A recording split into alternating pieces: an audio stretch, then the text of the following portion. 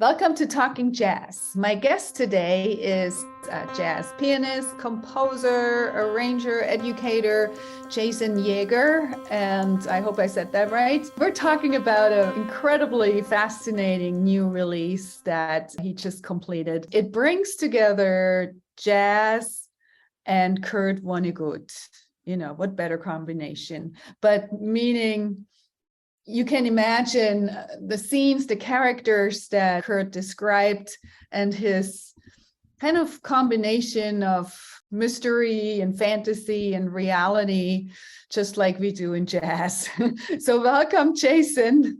Thank you, Monica. Thank you for having me. It's good to have you. And I think it would be great to first learn a little bit about you as a person and your music. And of course, you know, when I read your background, I noticed that you were mentored by Bob Sinekrope, which is a dear friend of mine and a so unsung hero. So tell us a little bit about your upbringing and learning. Well, I grew up in the Boston area and I went to high school at Milton Academy in part because they had this jazz program that had a really rich curriculum and gained quite a bit of recognition. And that was started by a person named Bob Sinekrope, who started teaching at Milton in the early to mid 1970s as a math teacher.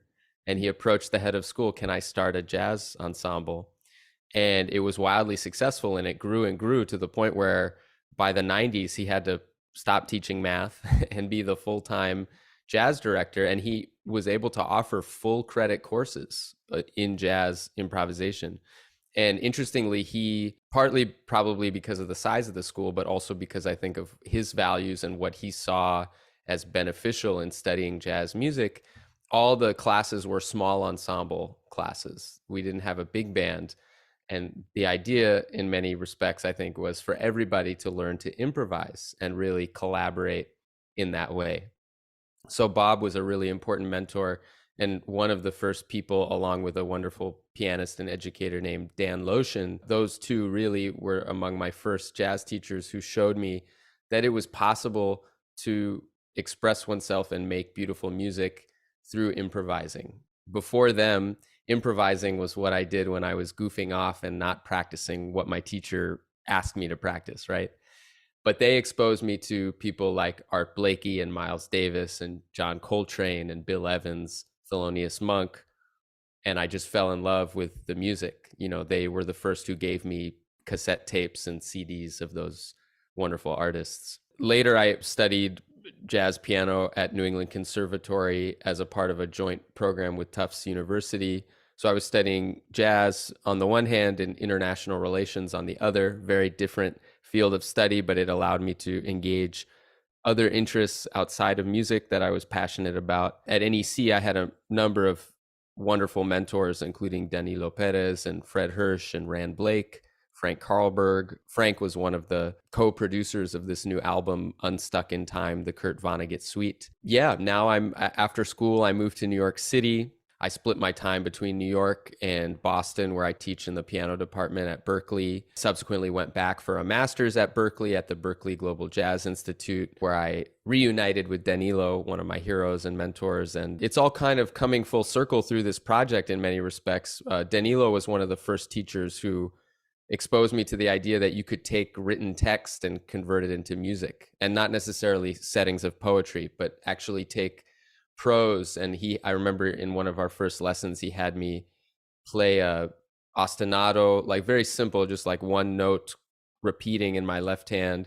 And he asked me to take any book and put it on the music stand. And I had The Social Contract by Jean-Jacques Rousseau, and he had me put on the music stand and just read the first sentence. And I have no idea now what that first sentence was. And I read the sentence and he said, okay, now play that rhythm in your right hand while maintaining the pulse in the left hand. This was very profound and ear-opening for me about what rhythm could be, where rhythm might come from. Spoiler, it's everywhere. Rhythm is everywhere, within and without our bodies. And so Danilo exposed me to that idea, which comes back into play in this new recording. And then, of course, you know, Frank Carlberg being an important mentor and teacher as well, he was an important factor in putting this record together and helping me really shape the sound and character of Final Result, along with many others, too many to list maybe. Yeah, I'm very grateful for all these different mentors. Oh, and I was going to say, to take it back to our dear friend Bob Sinecrope, the very first album release concert I did, which was in October, late October, was at ATAC, which is a hometown venue in my hometown of Framingham, Massachusetts. It used to be called the Amazing Things Arts Center. Now it's called ATAC, Downtown Music and Arts. And I invited the Milton Academy Jazz Combos, directed by Bob Sinecrope, to open for me, which was a really beautiful experience for me because I remember so many of my formative performance experiences as a high school student at Milton were opening for Bob's group, the World Leaders, and getting to do that at places like Ryle's Jazz Club in Cambridge and elsewhere. And that was so formative and so inspiring as a young musician who had dreams of doing this full time, to get to open for my teachers and my heroes. And so it was really nice to be able to do that with the current Milton students. And Bob and I, of course, got to play a tune together, which was lovely. And as I mentioned before we started recording, we had Kurt Vonnegut's son, Dr. Mark Vonnegut, who's a pediatrician and an amateur saxophone player.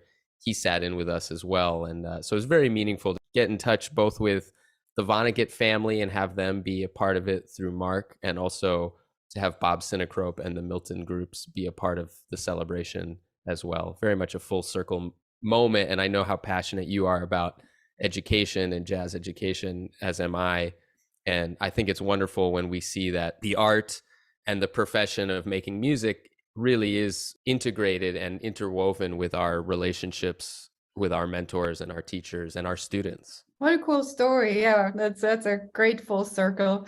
I would say let's listen to one track first, and then we'll dig a little deeper into how this all works. I'm especially fascinated by the words translated into a rhythm kind of thing. So the first one is Bokonon. I guess it's a character from the Cat's Cradle. Yes. I love the sentence, all the true things about to tell are shameless lies. It's a bit frantic and crazy. Is that what you were translating? I think to an extent, yeah. I think exuberant, joyous, celebratory, maybe a touch winking at you, and with some ominous dark humor, which I find in Cat's Cradle as well as in many of Kurt Vonnegut's novels. In the context of the book, there's a fictional island called San Lorenzo, and there's an outlawed religion there called Bokononism. And the holy figure who started it, he's underground. He's, again, outlawed.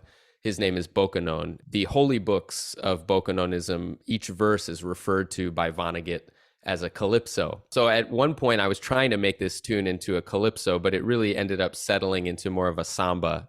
So for all the musicologists out there and ethnomusicologists, please don't hold me to the fictional location of this island being in the Caribbean. I know the music sounds pseudo modern jazz, pseudo samba-ish, but the spirit, I think, is true to the fiction. And the very first calypso in Bokonon's teachings is all of the things you are about to read are shameless lies. I found that really humorous and really fascinating because elsewhere Vonnegut talks about the usefulness of religions based on untruths or based on things that are not factual, and why those are actually useful. Vonnegut has been called an atheist, but he's written of himself as more of an agnostic. He also said that he would have liked, and I don't know if this happened, but he would have liked printed on his tombstone, the only proof of God he needed was music. Kurt Vonnegut was dubious as to the existence of a God, but he made remarks to the effect of, well, if there is one, we'll find it in music, or music is the only proof I need, which I thought is pretty profound. But yeah, I love Cat's Cradle. It's a hilarious, wild ride, and Bokonon is at the heart of much of it. And when I was reading it, I just got inspired to write this high energy tune. And Miguel Zenon is another hero of mine. He was teaching at New England Conservatory when I was a student there, although he wasn't my teacher. But I would see him in the halls and subsequently went to as many of his concerts with his wonderful quartet as I could. And we stayed in touch over the years. And I approached him for some composition and arranging lessons.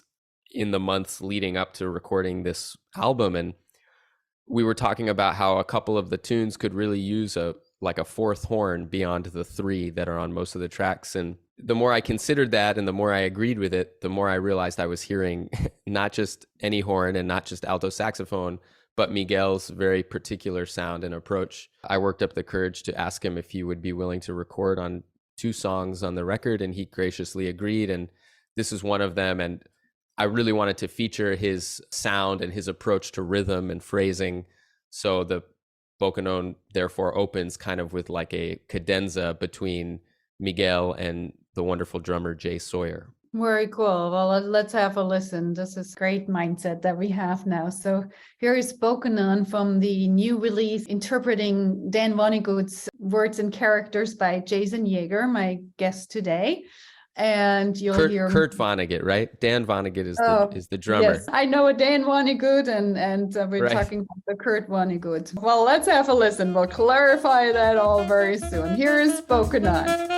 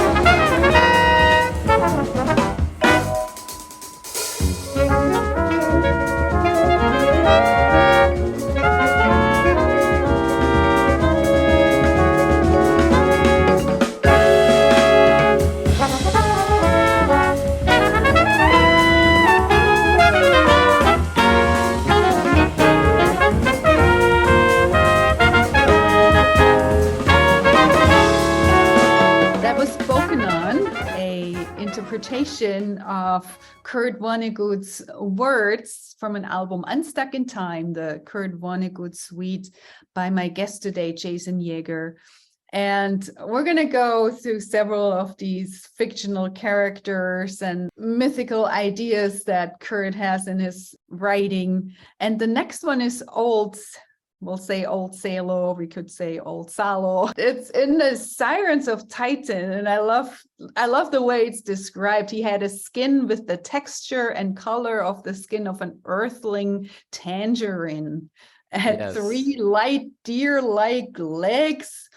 Feet were of extraordinarily interesting design, each being an inflatable sphere. These spheres to the size of German bat balls, and he could walk on water, and so he goes on to reducing them to the size of golf balls. So I mean, just the imagination and that's in there. So tell us a little bit how you took this character of Old Salo and made him into music. It's certainly true that Kurt Vonnegut has an amazing imagination. And for me, Sirens of Titan, it's one of his earlier novels and one that most explicitly revels in the science fiction element of Vonnegut's writing. It's hard to pin down Vonnegut into one genre. He's really one of a kind. Science fiction is an important influence on his writing, but he's also a humorist, and there's also a lot of social criticism and playing with narrative perspective, so many elements to his fiction that can't quite be captured in a label. Sirens of Titan is very science fiction oriented, and maybe my favorite single book by Kurt Vonnegut. It's the only book really that's represented by more than one song on this recording. And Ballad for Old Salo is about this Tralfamadorian creature named Salo. Now, the Tralfamadorians are inventions of Kurt Vonnegut. They're these alien machine creatures from the distant planet of Tralfamador. They're about 2.5 feet high, and they're most famously described in the book Slaughterhouse-Five, where Vonnegut tells us that they can see through time, past, present, and future, simultaneously, almost as though if you turn your head, you look to the right, you look to the left. It's just another dimension through which they can see. Old Salo is one of the few individual Tralfamadorians we get to meet in Vonnegut's writing, and he's stranded on a moon around Saturn. That moon is called Titan, and he's waiting for a spare part for his spaceship. So he's stranded there, and the whole story is much more complicated, but he ends up meeting a human on this moon. He's very excited to meet this human being because he knows that human beings have the concept of friendship. And on Tralfamador, there is no concept of friendship. So he's excited to meet this human being, but unfortunately for him, the one he meets is not one of our more empathetic or kind human beings, and the human rejects Old Salo. And Salo is so depressed and saddened by this that he walks slowly off into the distance. And as I said, he's part machine, right? So he takes himself apart. It's very sad, and that's not how the book ends, and I won't give away the ending, but there's a sentence towards the end of Sirens of Titan where Vonnegut explains that, well, first of all, the Tralfamadorian aliens are secretly controlling all of humanity, he suggests. They're controlling what's going on, really. We're just not aware of it.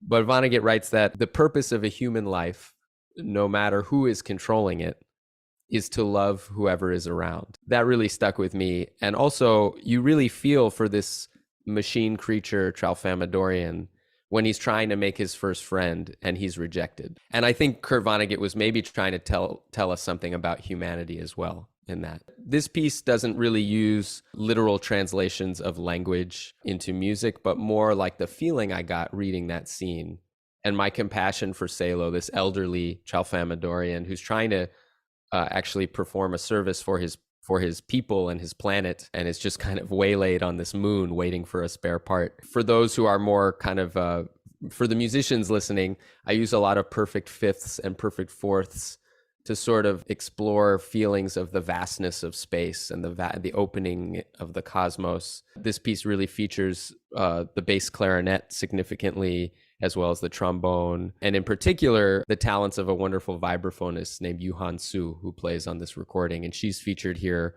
along with trombonist Mike Fahey and clarinetist Lucas Pino. Very cool. Let's have a listen. Thanks for painting that picture for us.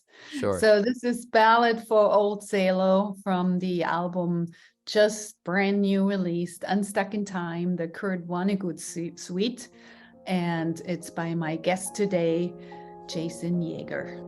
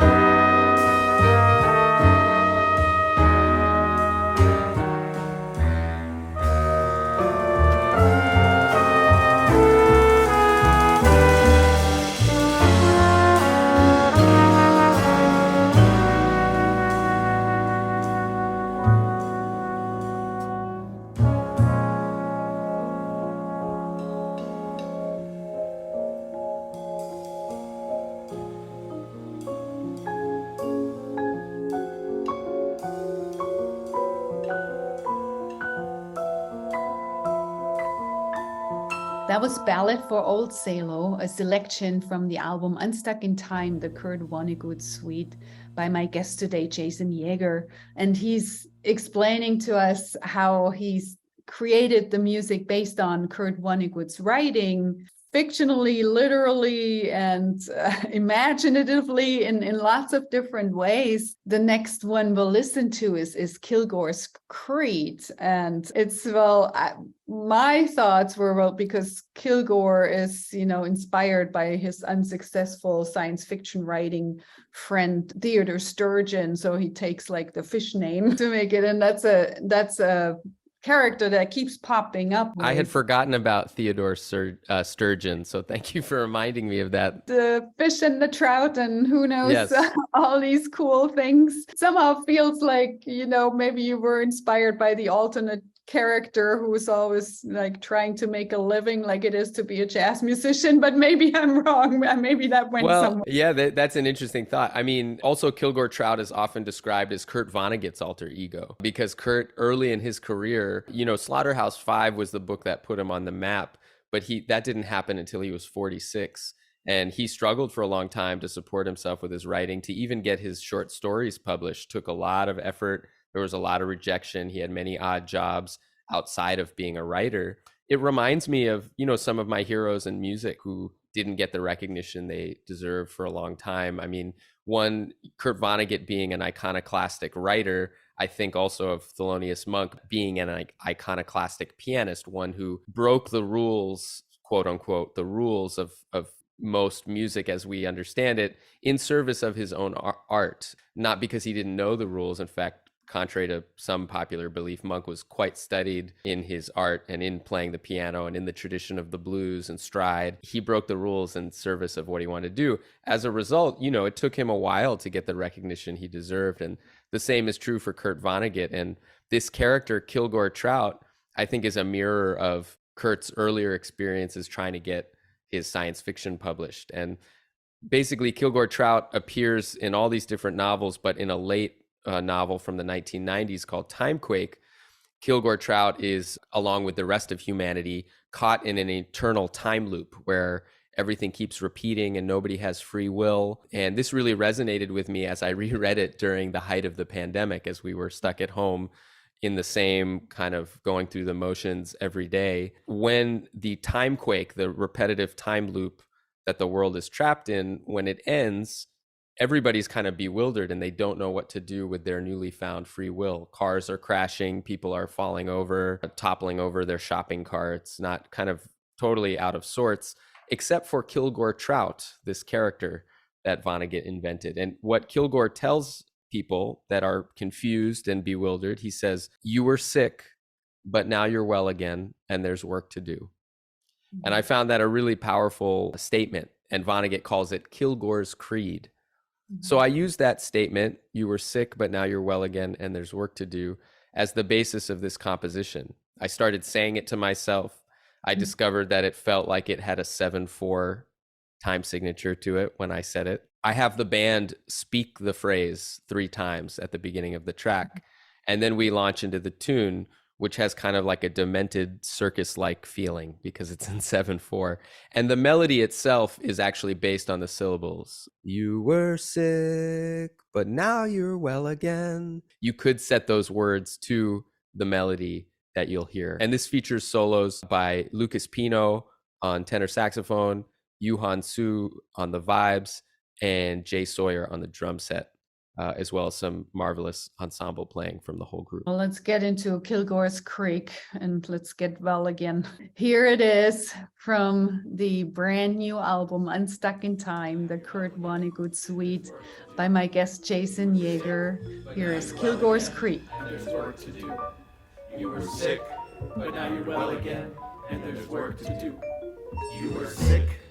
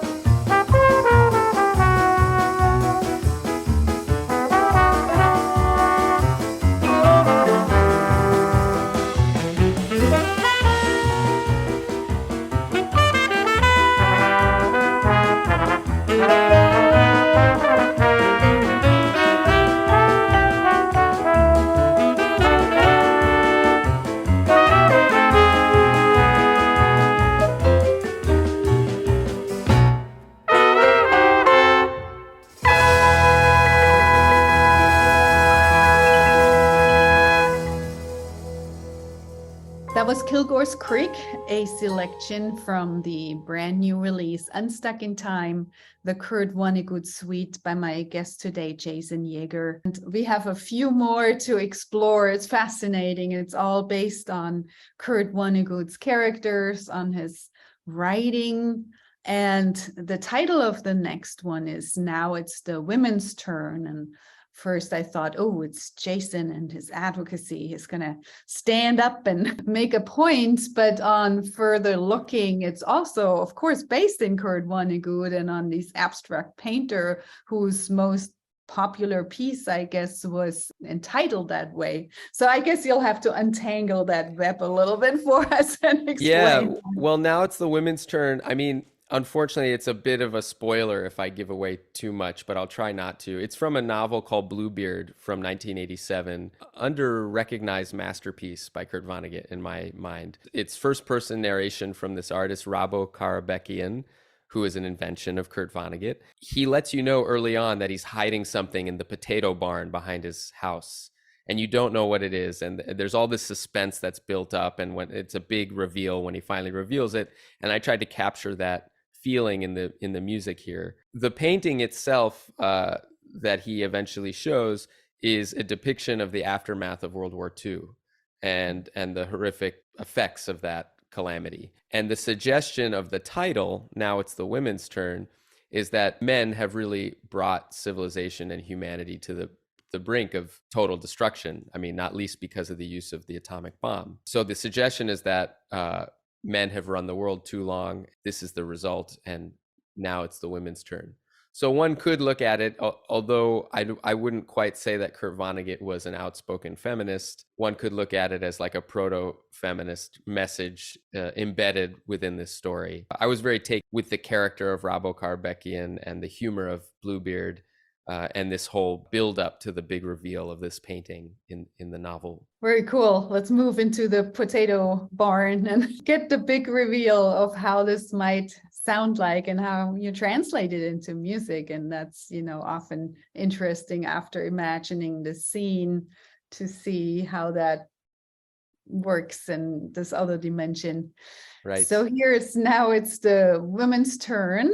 From the brand new album, Unstuck in Time, the Kurt Vonnegut suite by my guest today, Jason Yeager.